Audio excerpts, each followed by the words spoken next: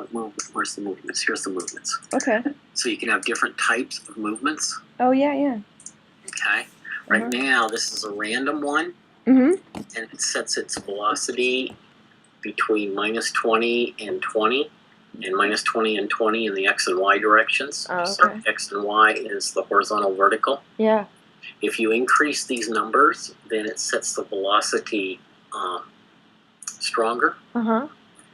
The chance is the percent chance that a change can occur. Oh, it'll go in a different direction? And it will change velocity in a different direction. The rate is the rate at which it does that.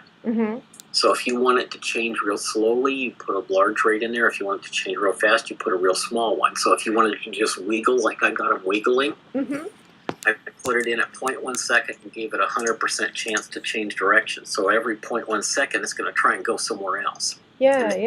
That's what causes that shaking effect. Yeah, and then they also bounce off of each other. They also bounce off each other, which is the physics effect, and that's controlled by the physics material. So you can change that as well. So you can make them stickier or unstickier or bounce more. Yeah, and then eventually they'll have their own binding sites, and they'll eventually bounce into each other and bind when they're supposed to. Exactly. So if you want them to,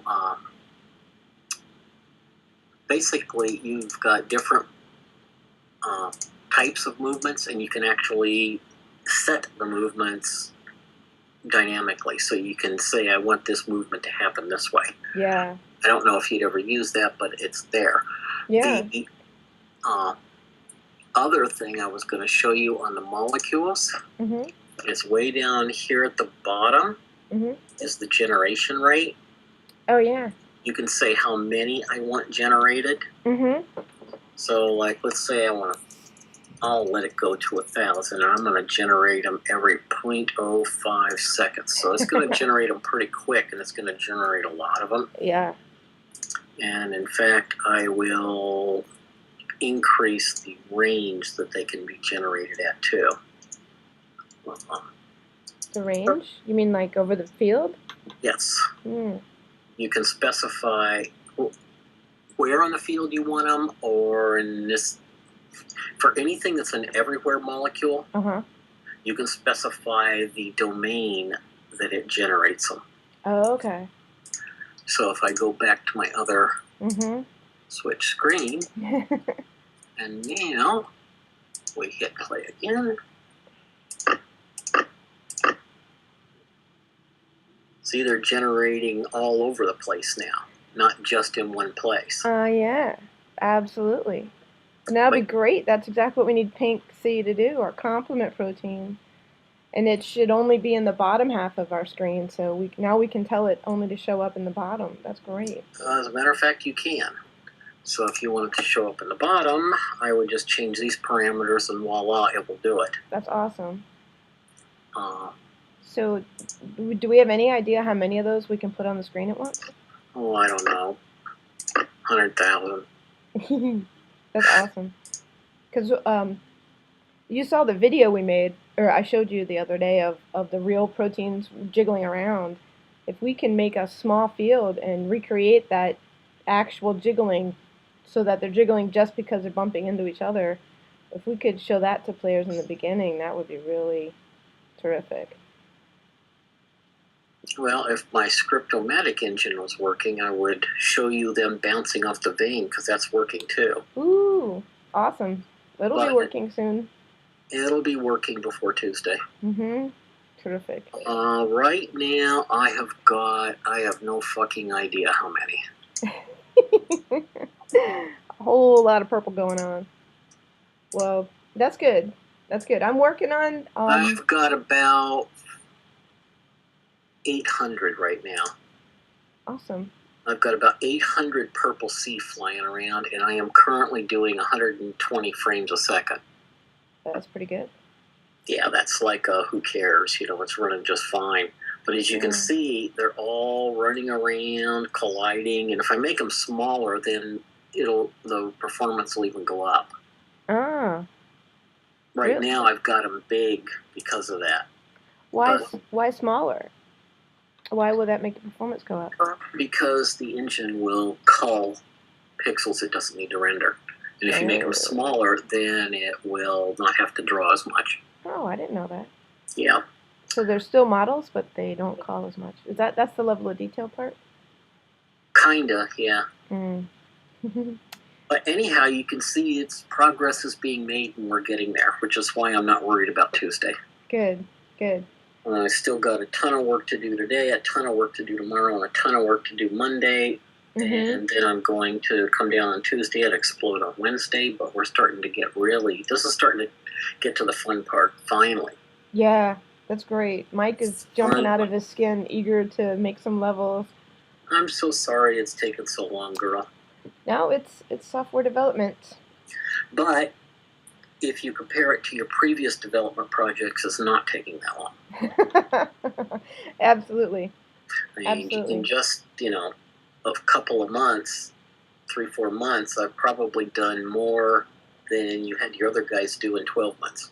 Yeah, and you've fixed us so that we can make, even if we don't have any more money, we can sit and make levels. Well, you can make levels till the cows come home. Exactly. You're gonna have more money, though. Yeah, but we need to be able to say, look, just give us enough, and we can make this game. We have a demo. It's brilliant. We can just polish up what we got. I think that the brilliance of what you've made and what we've designed together will definitely bring us in enough money that we can expand this game. Oh yeah. Yeah. If you just put a demo out with nothing more than the artwork that we've got, it's like, wow, that's so much better than the other one. But so it should be in good shape by Tuesday. All right, I'm going to get off the phone because I got a ton more work, but I thought you would want to see that I've gotten some stuff working. I love it. I'm working on the Kickstarter. I'm also working on Asset Server Store stuff. Asset Store. Excellent. Research. Have you found out anything cool about that? No, I've been reading about other products, and I haven't found out yet how long it takes to get up there, etc. But I'm going to. I'll make us we need a little icon, and I got the font and stuff I need to make it look cool, Scriptomatic. Cool. Yeah. I'll be your little business marketer manager. Yeah. And Mike said you put in a description of how Scriptomatic works. It's in Perf4 somewhere. So I was going to read through that and see if, it makes sense to me, if we need to, edit it so cool. We can use it as a selling device. Oh, yeah. Mike's going to be happy. There is a...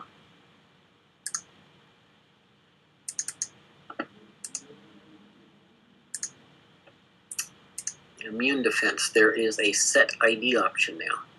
Set ID? What's that? And it's just a new option that goes through all the game objects and sets the IDs to be unique for every object that we define.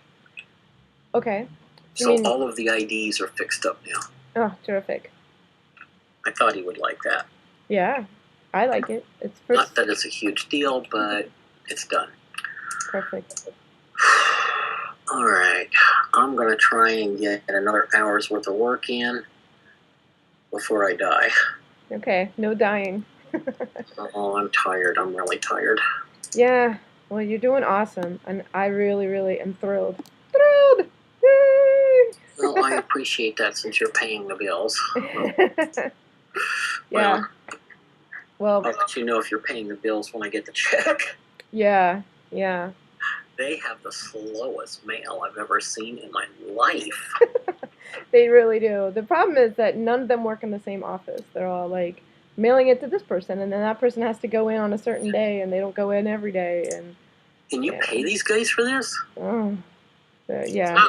What service? I can't wait until our income comes to us because we're going to make a game, Molecular Jig is going to make this game. If you want this game, you pay us to make it, we're done.